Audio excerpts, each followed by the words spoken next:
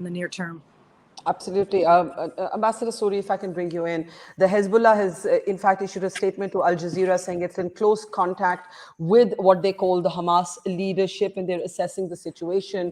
You heard both Maya and Helet speak about, this is not going to go, this is not going to be a routine retaliation. Let's put it like this. This is not going to be a routine retaliation. Iran proxies have been mentioned. I think retaliation might go beyond proxies. Let me bring you in. As you mentioned, we were just looking at the Saudis and and that whole normalization process, and all of that has now gone awry. What might you think will be the immediate fallout, Navdeep? So I think, like Khalid mentioned, I would be very, very closely watching Hezbollah because, if you've seen what Hamas can do, Hezbollah is a factor of 10 or 20 or 50 beyond that in terms of their assets, their resources, their capacity, and really are a state within a state in Lebanon.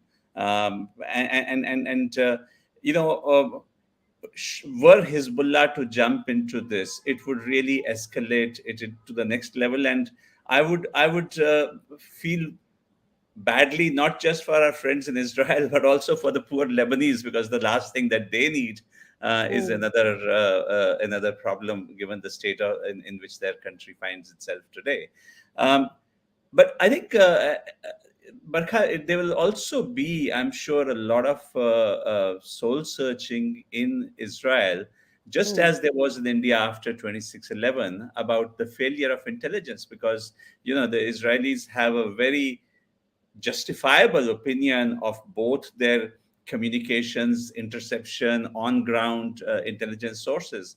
So how is it that Hamas was able to mount a multi-pronged attack of this nature without the Israeli sort of sources on the ground and their tech intelligence and all of that getting the wind of it?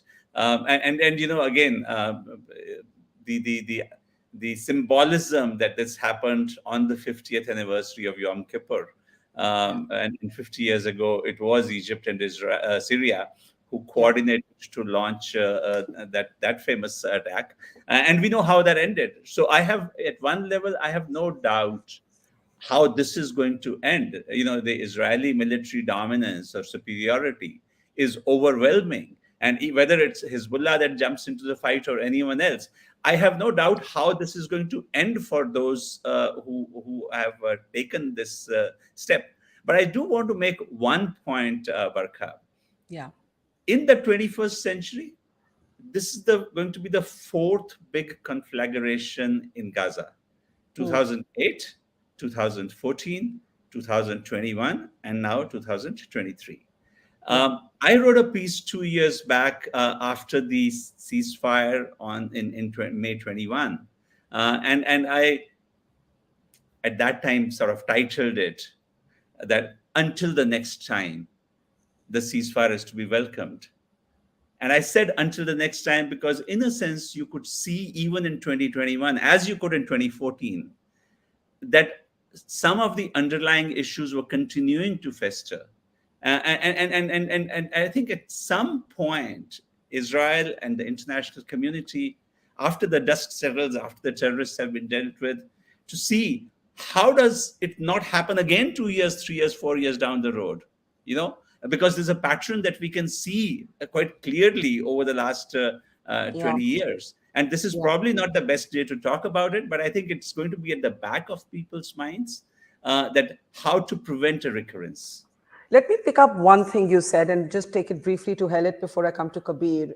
This stunned thing of, almost disbelief and incredulity that Mossad, otherwise, in a sense, the stuff of legend, considered to be one of the best sort of intelligence agencies in the world. Is there that sense of disbelief? How did this happen under our nose, on our watch? Or are people just too agitated, upset, angry, and anxious right now to be having that conversation? Helet Perrin. It's very much a conversation that will have to happen. I think it's very much at the top of everybody's minds. I don't think anybody is missing the intelligence problem that we have incurred here.